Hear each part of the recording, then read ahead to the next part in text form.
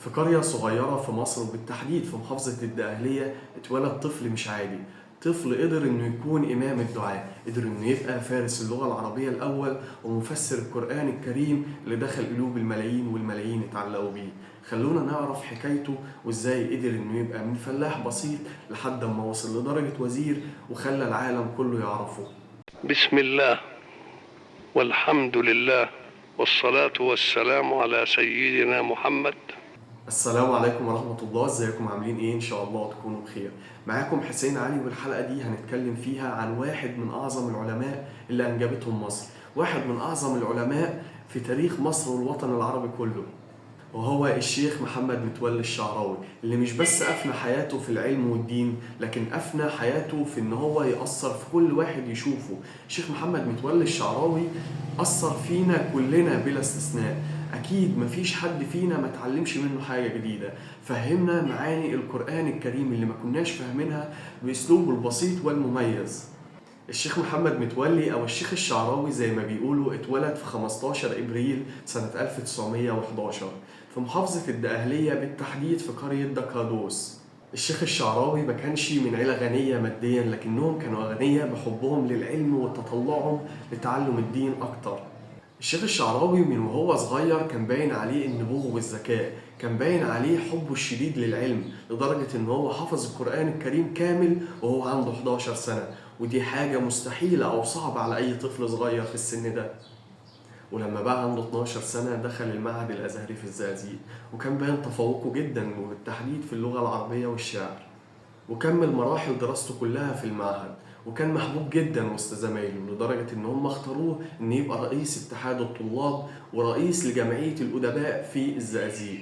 واتجوز الشيخ الشعراوي وهو في مرحلة الثانوية، كان بناء على رغبة والده اللي اختار له العروسة، والشيخ الشعراوي وافق باختيار والده واتجوز.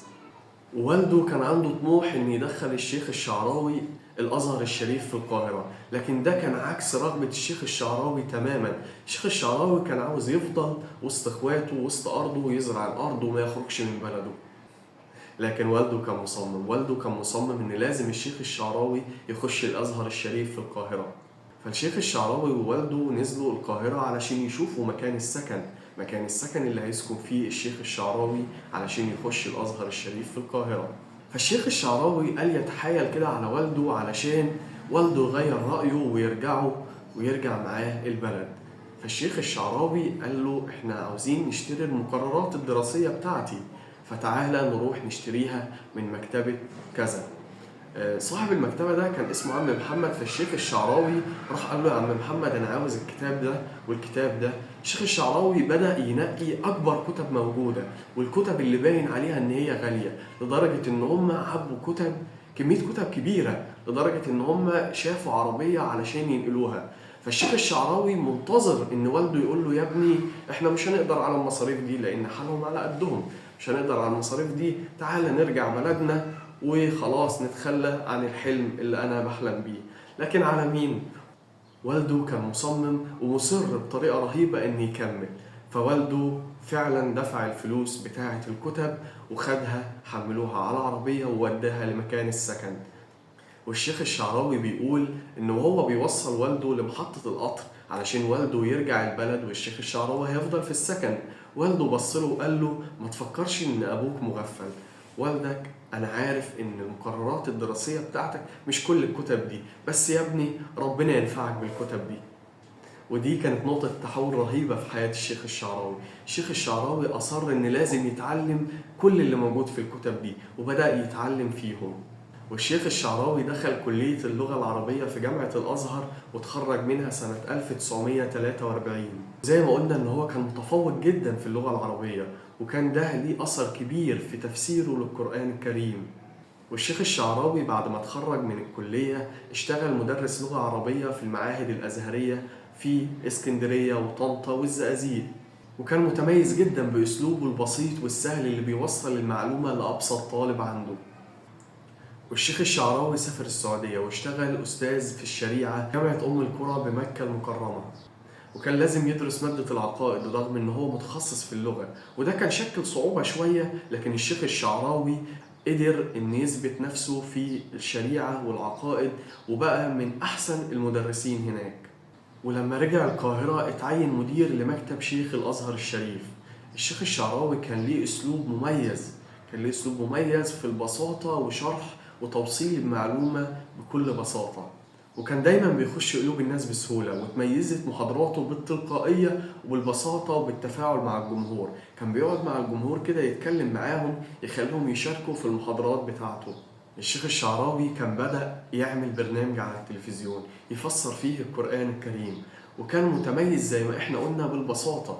كان بيقدر يوصل المعلومة للناس اللي ما بتعرفش تفك الخط، كان بيقدر يدخل المعلومة جوه قلوبهم. وهو كان متميز بالأمثلة البسيطة بتاعته، زي مثلا لو بيتكلم مع الناس على الصبر، بيقول لهم الصبر عامل زي الشجرة.